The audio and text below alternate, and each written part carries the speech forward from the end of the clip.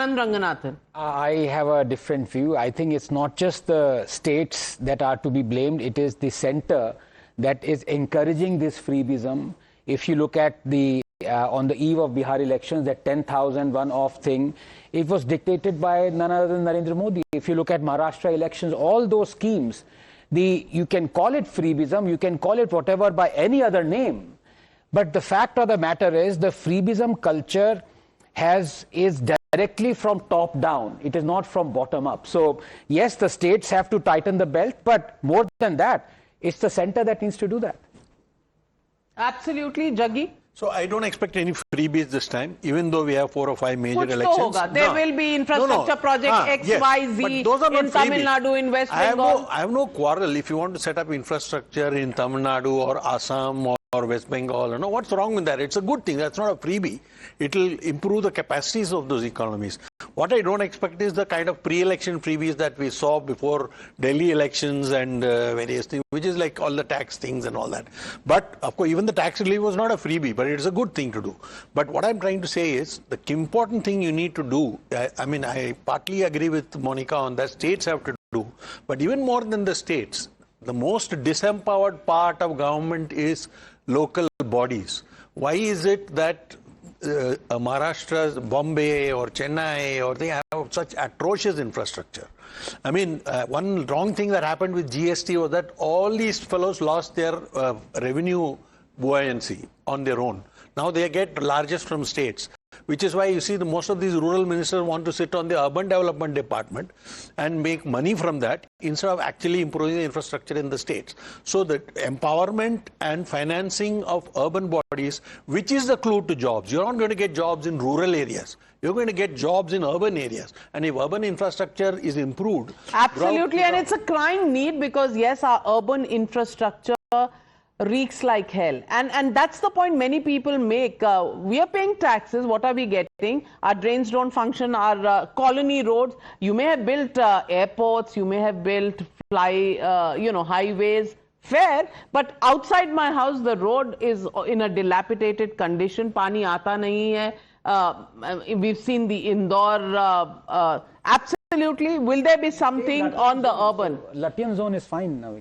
We are not in the Latvian zone. Only the mantris are.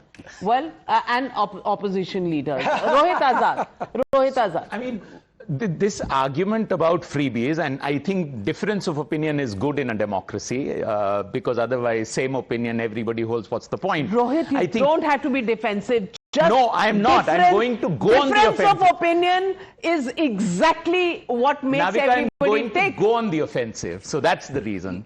I think when there's a class bias there. When it is given out to the poor, it's a freebie. When there's a corporate tax cut, it's called an incentive. If you have a position on government not spending, then it should be consistent. You do it for all. You say that it's a freebie for the corporate, withdraw that. If you say it's a freebie for the poor, withdraw that. But you can't say that freebie is fine, but this one is not. Agreed. That is an inconsistent position to take. Absolutely. That is very important. Secondly, I think it is important to also see, whichever name you want to give it, the impact of that has been on the economy. You have given a freebie, and I called it the freebie, to the corporate sector. The economic survey has been saying that you have not responded for the last 4 years. That tax cut was given to you in 2018-19. That was a freebie, but nobody talks about that. When it goes to the poor people who are also generating demand in the economy, then you have a problem, because we belong to a class who would always like, of this growth, some bit to come here, but not go to the poor. That's wrong economics. Not true, but yes, it's a mixed bag. There are political compulsions and there is good economics in all of this. And now 10 seconds, because 10 seconds mein you've never spoken anything, Anand Ranganathan. there is nothing that Rohit had said that is wrong. Voice. I completely agree with him. But the fact is, somebody has to draw that line between what is welfarism and what is freebism. There are some things that are absolutely freebism, like MSP is freebism, like having government ads is freebism. Wrong. Like, no, for Anand, example, you got it old wrong. pension scheme reversion is freebism. No, let me please. Sure. I never interrupted you. You see, you have the government mandated limit for buffer capacity, as much how much government can procure food grains, as about 40 million tons. It hovers around 25 million tons. You know what our procurement was 2 years ago, 100 million tons.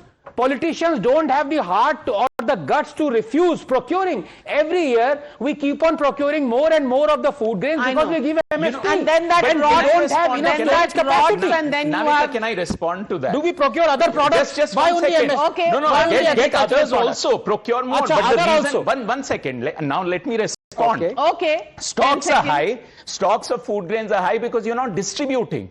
You procure, but you don't distribute. You're That is a distributing problem. 80 million for 80 if crores. your public distribution system you dismantle, then you don't distribute. That is exactly why your stocks are high. Well, MSP you know, provides. it's the chicken and egg, and you know, It's 80 not crore the chicken people and are being given. Distribution is happening. Are we still, you know, collecting more? That's another point.